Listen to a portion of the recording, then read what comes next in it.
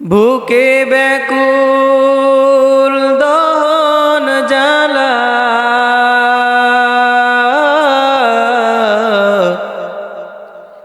ইশকেরি জ্বালা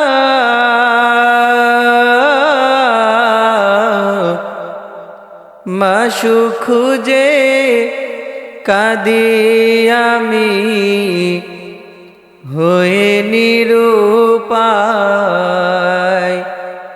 মাশূক খুঁজে কাঁদি আমি হয়ে নিরুপায়।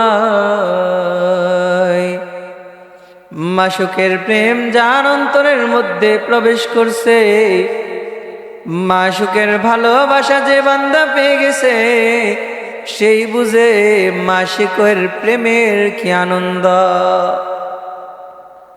আল্লাহ রাব্বুল আলামিন কুরআনুল কারীমে একটা সূরা নাজিল করছে, যে সূরাটার নাম হলো সূরাতুল কাহফ। এই সূরাতুল কাহফ নাজিল করার পিছনে সুন্দর একটা প্রেক্ষাপট আছে, সুন্দর একটা শানে নুজুল আছে। আল্লাহ রাব্বুল আলামিন প্রত্যেকটা সূরাকে কোনো না কোনো ঘটনার প্রেক্ষিতে নাজিল করেছেন। এই সূরা কাহফকেও আল্লাহ তাআলা একটা চমৎকার ঘটনার প্রেক্ষিতে আল্লাহ রাব্বুল আলামিন নাজিল করেছেন। আল্লাহ প্রেমের যে কি মজা, আল্লাহর মাশূকের প্রেম যে কি আনন্দ, এই ঘটনা শুনলে বোঝা যায়। 7 জায়গা থেকে 7 জন যুবক বের হইছে, রওনা দিছে। আল্লাহ একজন আছে, কই গেলে মাওলারে পাবো। আল্লাহ একজন আছে, কই গেলে আল্লাহরে পাই। আল্লাহরে পাওয়ার জন্য 7 এলাকা থেকে 7 জায়গা থেকে 7 যুবক রওনা দিছে আল্লাহরে খোঁজার জন্য। আল্লাহর প্রেম অন্তরে ঢুকছে, মাওলারে খোঁজার জন্য বাহির হইছে। হাঁটতে হাঁটতে এক জঙ্গলার মধ্যে গিয়া 7 যুবকের একসাথে দেখা হইল। এবার একজন আরেকজনকে বলতেছে, তুমি এখানে কেন আসলা?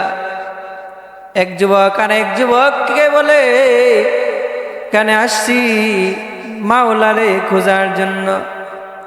মাওলা যে একজন আছে, মাওলারে কই গেলে পাই, মাওলা পাওয়ার জন্য আসছি। তো 7 যুবক এক উদ্দেশ্যে রওনা দিছে, মাওলার প্রেম, মাওলারে কই গেলে পাওয়া যায়।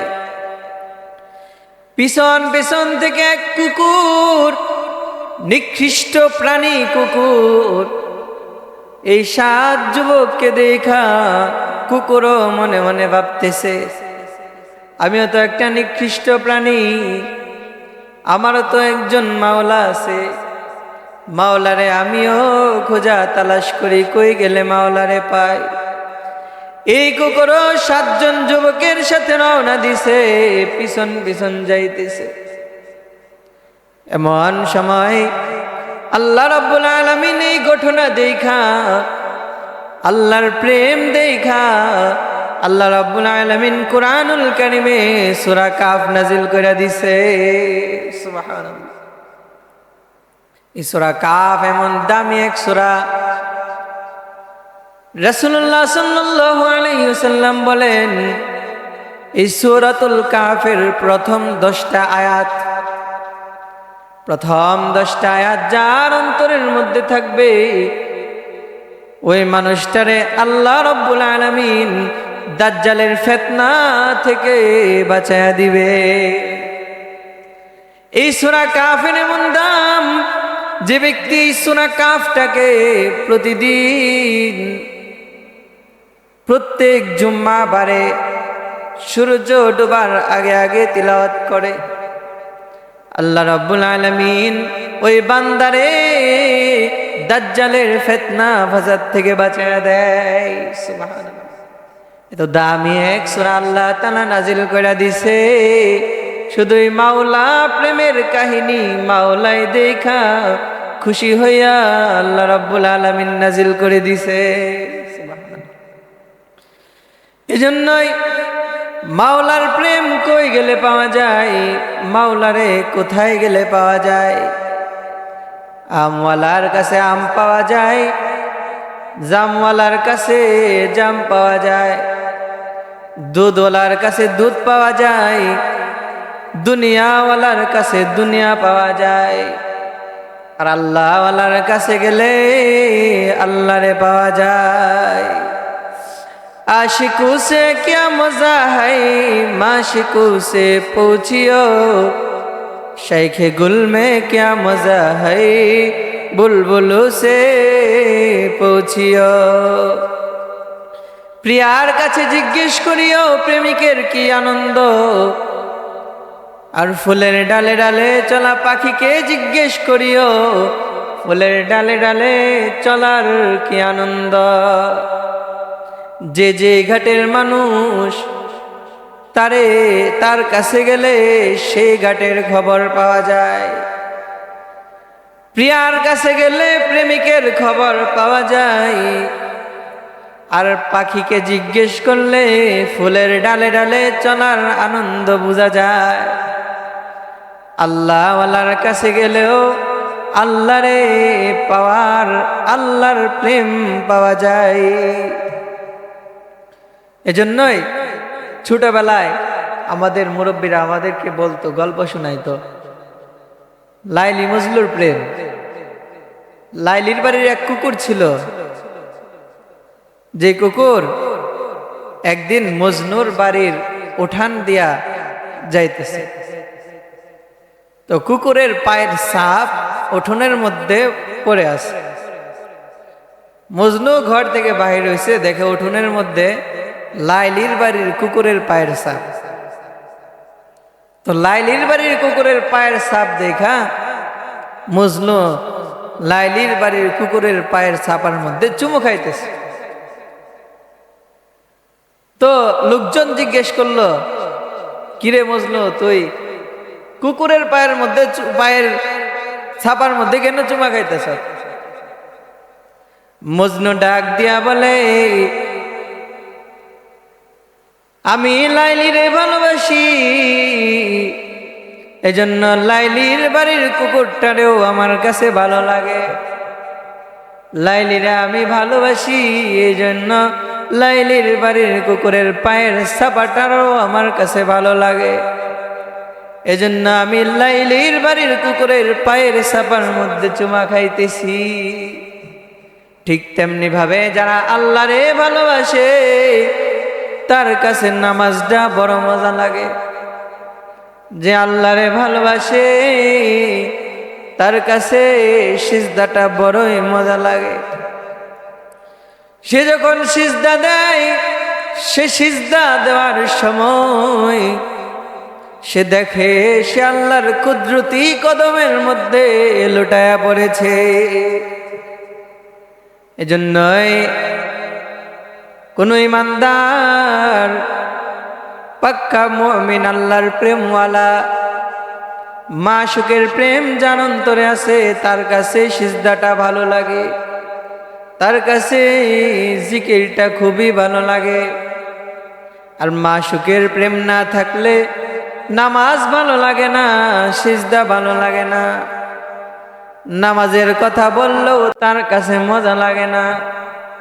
কেন? কারণ মাশউকের প্রেম তার অন্তরের মধ্যে নাই। গাড়ি আছে কিন্তু গাড়ির চাকা নাই, ওই গাড়ির কোনো মূল্য নাই।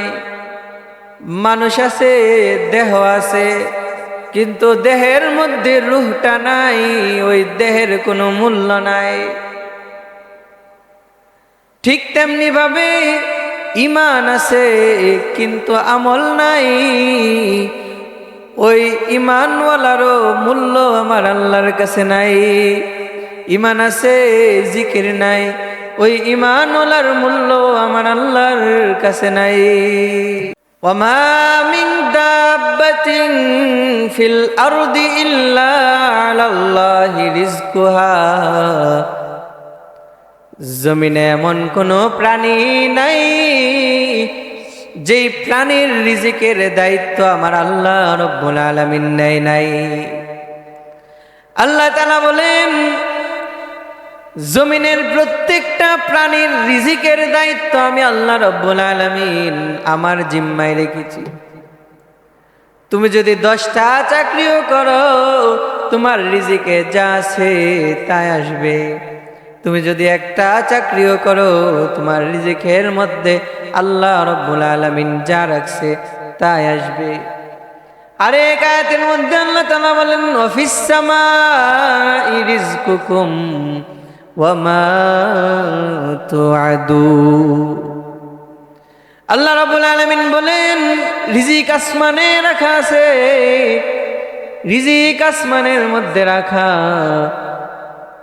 আল্লাহ তাআলা বান্দার যখন রিজিকের প্রয়োজন হয়, যতটুকুর প্রয়োজন হয়, আল্লাহ রাব্বুল আলামিন আসমান থেকে বান্দার জন্য রিজিক জমিনে পাঠায়া দেয়। রিজিক আসমানে রাখা আছে, আল্লাহ রাব্বুল আলামিন বান্দার প্রয়োজন মোতাবেক রিজিক আল্লাহ তাআলা জমিনে পাঠায়। এজন্য আমরা এক ঘটনা শুনছি, অলৌকিক ঘটনা। আমাদের প্রিয় শায়েখ মুস্তাকুন নবী হুজুর, ওনার প্রিয় মুর্শিদ সুলতান আহমদ নানুপুরি রহমতুল্লাহি আলাইহি, ওনার মাদ্রাসায় একদিন, আগে তো খুবই সংকট ছিল, খাবারের খুব সংকট ছিল। ওনার মাদ্রাসায় একদিন খাবারের কিছু নাই, বোর্ডিং এর মধ্যে খাবারের কিছু নাই, চাউল আছে কিন্তু তরকারি নাই। তো মাদ্রাসার বড় কারি সাহেব হুজুরের কাছে গিয়ে বলতেছে, হুজুর আজকে মাদ্রাসায় কি খাওয়াবো? বোর্ডিং এ তো রান্না করার মতো কিছুই নাই, তরকারি নাই। তখন সুলতান আহমদ নানুপুরি বলছে, যাও আল্লাহ ভরসা, হাসবি আল্লাহু লা ইলাহা ইল্লাহু আলাইহি তাওয়াক্কালতু ওয়া হুয়া রাব্বুল আরশিল আযীম। আমি আল্লাহর উপরে ভরসা করেছি, যাও আল্লাহর উপরে ভরসা করো, রিজিক আসবে। এই কথা বললা দিছে। তো মাদ্রাসার বড় কারি সাহেব মাদ্রাসায় যাওয়ার পথে হঠাৎ করে আসমান দিয়া বড় এক বাজ পাখি উড়া যাইতেছে, তার পায়ের মধ্যে বিশাল বড় এক কাতল মাছ। এই কাতল মাছ জমিনের মধ্যে মাদ্রাসার মাঠের মধ্যে বইরা ছটফট করতেছে, লাফালাফি করতেছে। তোর তাজা 8-10 কেজি ওজনের কাতল মাছ। এবার বড় কারি সাহেব আরে বিস্ময়কর হয়ে গেল, বাজ পাখির পা থেকে এত বড় মাছ, কাতল মাছ পরে লাফালাফি করতেছে। দৌড়ায় গেছে হুজুরের কাছে, গিয়া বলতেছে, হুজুর এই ঘটনা, বাজ পাখির পা থেকে 8-10 কেজি ওজনের কাতল মাছ পরে জমিনের মধ্যে লাফাইতেছে। তখন সুলতান আহমদ নানুপুরি রহমতুল্লাহি আলাইহি ডাক দিয়া বলে, এরে উস্তাদ, যে আল্লাহর উপরে ভরসা করে, যে আল্লাহর উপরে ভরসা করতে পারে, আল্লাহ রাব্বুল আলামিন তারে রিজিকের ব্যবস্থা করে দেয়। হাসবুনাল্লাহু নি'মাল ওয়াকিল, নি'মাল মাওলা ওয়া নি'মান নাসির। হাসবিয়াল্লাহু লা ইলাহা ইল্লাহু আলাইহি তাওয়াক্কালতু ওয়া হুয়া রাব্বুল আরশিল আযীম। আমি ভরসা করেছি এমন একজনের উপরে, যিনি ছাড়া আমার আর কেউ নাই। আলাইহি তাওয়াক্কালতু ওয়া হুয়া রাব্বুল আরশিল আযীম। আমি এমন একজনের উপরে ভরসা করেছি, যিনি মহা আরশে আযীমের মালিক। সুবহানাল্লাহ। অফিস সামাই রিজকুকুম ওয়া মা তুআদুন। রিজিক আসমানে রাখা আছে, বান্দার যখন যতটুকুর প্রয়োজন হয়, আল্লাহ রাব্বুল আলামিন তখন ততটুকু জমিনে পাঠায়। তখন সুলতান আহমদ নানুপুরি হুজুর বলেন, নিশ্চয়ই এটা আল্লাহ তাআলার পক্ষ থেকে রিজিক এসেছে। যাও এই মাছ রান্না করে আজকে মাদ্রাসার বোর্ডিং এর খাবার চালাও। সুবহানাল্লাহ। হাসবি আল্লাহ, আমার আল্লাহ আমার জন্য যথেষ্ট। যে আল্লাহর উপরে ভরসা করে সে কখনো নৈরাশ হয় না। আল্লাহর উপরে যে ভরসা করে তার রিজিকের দায়িত্ব আল্লাহর হাতে নেওয়া নেয় এবং আল্লাহ রাব্বুল আলামিন নিজের জিম্মাদারিতে তারে খাওয়ায়।